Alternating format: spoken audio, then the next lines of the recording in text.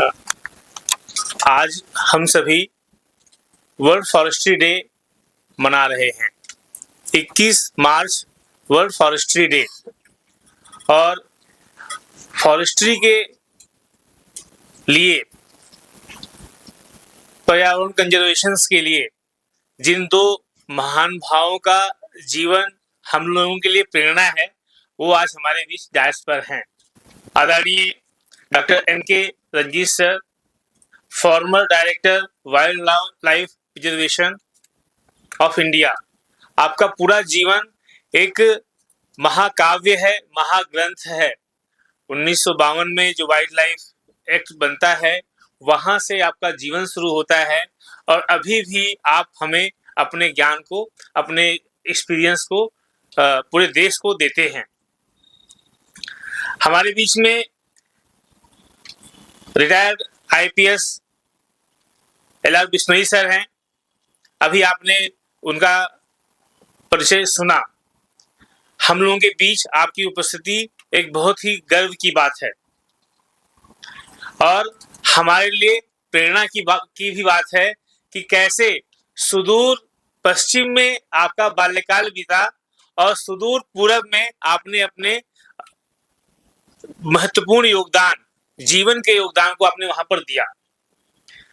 हमारे बीच में आदरणीय प्रोफेसर इंदिरा बिश्नोई जी हैं, जिन्होंने जामवाड़ी साहित्य के माध्यम से गुरु जम्बेश्वर के विचारों को केवल भारत ही नहीं, पूरे विश्व में फैलाने का कार्य किया है और कर रही हैं, आगे करेंगी भी, हमारे सेंटर के साथ विशेषकर जुड़ करके। हमारे बीच में प्रोफेसर पुष्प कुमार सर हैं।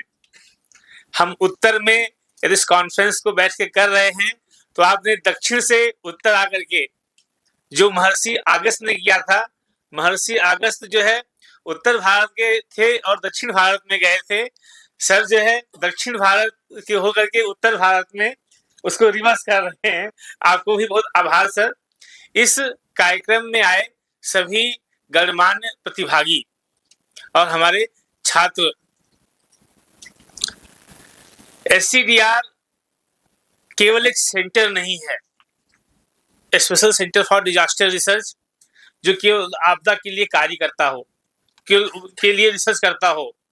ये एक ट्रेनिंग सेंटर भी है, एक संस्कार का भी सेंटर है, इस देश के लिए जीने की भावना को जगाने का भी सेंटर है।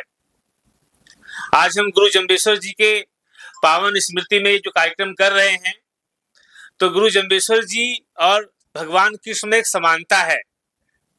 दोनों का जन्म दिवस एक ही है, भाद्रपद अष्टमी। तो जन्माष्टमी जो है वो दो लोगों की जन्म है, एक गुरु जम्बेश्वर की और एक भगवान कृष्ण की। भगवान कृष्ण को यदि हम कहें तो वो इस देश के अंदर आपदा प्रबंधन के प्रणेता हैं। जब उन्होंने गोवर्धन को उठाया था, तो केवल एक लीला नहीं थी, लोगों की ट्रेनिंग थी कि कैसे समुदाय मिल करके बड़ी सी बड़ी आपदा को, बड़ी सी बड़ी विपत्ति को समाज मिल के कैसे दूर करता है। उसी तरह का जीवन गुरु जम्बेश्वर का भी था। आज से लगभग 500 साल पहले नागौर जनपद में उनका जन्म होता है। ऐसा कहा जाता है कि वो 7 साल तक माँ का दूध नहीं पिए और एक जवान बोले भी नहीं। उसके बाद उनका जीवन समाज के लिए शुरू होता है। उन्होंने कैसे मरुस्थलीय क्षेत्र में वृक्ष के साथ व्यवहार किया जाए, पर्यावरण के साथ व्यवहार किया जाए, ऐसी अपने अनुभवों से, अपने पूर्व जन्मों के पुण्य प्रताप से उन्होंने कुछ शिक्षाएं दी, 29 शिक्षाएं। हम जब उन 29 शिक्षाओं को देखते हैं, तो रियो डी जेनेरियो जो एजेंडा 21 की बात करते हैं हम, उसमें से 21 एजेंडा में गुरु जम्बेश्वर के 13 जो शिक्षाएं हैं 29 शिक्षाओं में, उसमें समाहित हैं। ऐसे अभी हम वर्तमान पीढ़ी के लोग SDG सस्टेनेबल डेवलपमेंट गोल 2030 की बात करते हैं, उसमें भी 11 के आसपास 17 में से 11 जो शिक्षाएं हैं वो बिश्नोई समाज की शिक्षाएं हैं, गुरु जम्बेश्वर की शिक्षाएं हैं। आज हम ज्ञान, ये भी हम बात करते हैं ज्ञान के सतही स्तर पर। एमए करेंगे एजेंडा 21 पर, पीएचडी करेंगे सस्टेनेबल डेवलपमेंट गोल पर, लेकिन उस सस्टेनेबल डेवलपमेंट गोल के जो 17 पॉइंट्स हैं वो हमारे जीवन में उतरते हैं क्या, हमारे संस्कार में उतरते हैं क्या, हमारे व्यवहार में उतरते हैं क्या? नहीं। लेकिन गुरु जम्बेश्वर ने जो 29 एजेंडा आज से लगभग 500 साल पहले स्थापित किए थे, वो जीवन में है, संस्कार में है, व्यवहार में है। और इसी व्यवहार का एक छोटा सा प्रस्तुतिकरण बाहर हमारे स्टॉल पर है। आप जो जल अभियान है, आप उसके प्रणेता हैं, उसके अगुवाकार हैं, हमारे साथ में हैं, हमारे बीच में हैं, आप उनसे परिचय करिएगा। एक बार मैं नाम बोल रहा हूँ, खमूराम जी, आदरणीय खमूराम जी हैं यहाँ पर, उनके लिए एक बार आप ताली दीजिए। हम किताबों में पढ़ते रहे हैं जी कि बिश्नोई समाज की महिलाएं हिरण के बच्चे को भी अपना स्तनपान कराती हैं। आज हमने खम्बूराम जी को देख करके कहा कि हाँ, पुरुष भी वहां उस समाज का अग्रणी है पर्यावरण के लिए। और इस आयोजन में प्लास्टिक का उपयोग नहीं होगा, ऐसा हमने संकल्प लिया था, लेकिन प्लास्टिक हमारे जीवन में उतर गया है। यहाँ भी प्लास्टिक, रैपर में भी प्लास्टिक, कैसे ये प्लास्टिक दूर होगा, हम इस कॉन्फ्रेंस के माध्यम से आगे बढ़ने का प्रयास करेंगे। मैं थोड़ा सा अपने सेंटर के बारे में 2 शब्द बता करके अपनी बारी को विराम दूंगा। यदि आप बात करेंगे तो भगीरथ ने सूखे से बचाने के लिए गंगा जी का अवतरण कराया, गंगा जी को एक अच्छे मार्ग, एक सिंचित करवाया। राजा जनक जिन्होंने सूखे से बचने के लिए हल चलाया, भगवान कृष्ण जिन्होंने ओलावृष्टि से, वर्षा से बचाने के लिए गोवर्धन उठाया, ऐसे गुरु जम्बेश्वर जी ने वृक्षारोपण के महत्व को बताया, जो आने वाले समय में, वर्तमान समय में बहुत प्रासंगिक है। एक आदमी अपने जीवन में लगभग 3 पेड़ के बराबर लकड़ी का उपयोग करता है और लगभग 50 पेड़ के बराबर ऑक्सीजन को कंज्यूम करता है। हमारे जीवन में वो वृक्षारोपण नहीं है।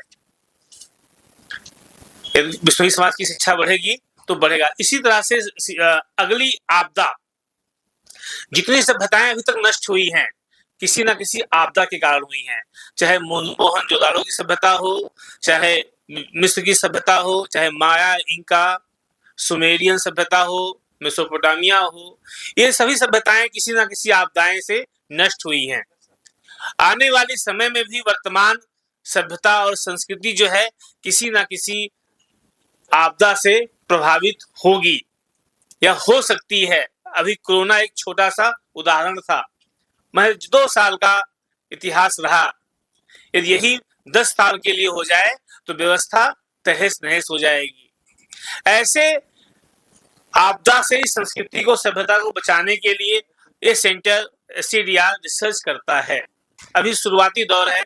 2017 में सेंटर एस्टेब्लिश होता है। 2019 से प्रॉपर कोर्स को शुरू करता है। यहाँ से MA और PhD का कोर्स होता है। अभी हमारे यहाँ 3 विद्यार्थी PhD में डिग्री ले चुके हैं और अभी 7 विद्यार्थी यहाँ पर एनरोल्ड हैं। आने वाले समय में ये सेंटर और आगे बढ़ेगा। लगभग यहाँ पर 40 विद्यार्थी MA में एनरोल्ड हैं। अभी तक यहाँ से लगभग 160 विद्यार्थी पास आउट हो चुके हैं। ऐसा हमारा सेंटर का स्वरूप है और हमारे सेंटर से बहुत सारे रिसर्च भी होते हैं। अभी 2 पेटेंट हमारे सेंटर के माध्यम से हुए हैं। अभी हमारा सेंटर एक डिजास्टर मैनेजमेंट किट, जैसे फर्स्ट एड बॉक्स होता है, ऐसे हमारे सेंटर ने एक किट डेवलप किया है और जो लैंडस्लाइड प्रोन एरिया होता है, लैंडस्लाइड प्रोन एरिया में जो लैंडस्लाइड होती है वो लैंडस्लाइड कैसे रोकी जाए, ऐसे प्रोसेस के लिए मतलब ऐसे उद्देश्य के लिए हमारे सेंटर ने एक ईंट डेवलप किया है। वर्तमान समय में जो खड़ंजा या जो ईंट लगती है, एक ईंट उखड़ेगा तो सारा ईंट उखड़ जाएगा। हमारे सेंटर ने ऐसा ईंट डेवलप किया है जो एक ईंट उखड़ेगा तो उससे दूसरे का पर प्रभाव नहीं पड़ेगा, उसका अपना सेल्फ आइडेंटिटी रहेगी। ऐसा अभी छोटा प्रयास हमारे सेंटर ने किया है और बहुत सारे पब्लिकेशंस, किताब हमारे सेंटर से हर साल आते रहते हैं। और इन्हीं बातों के साथ में मैं अपनी वाणी को विराम देता हूँ।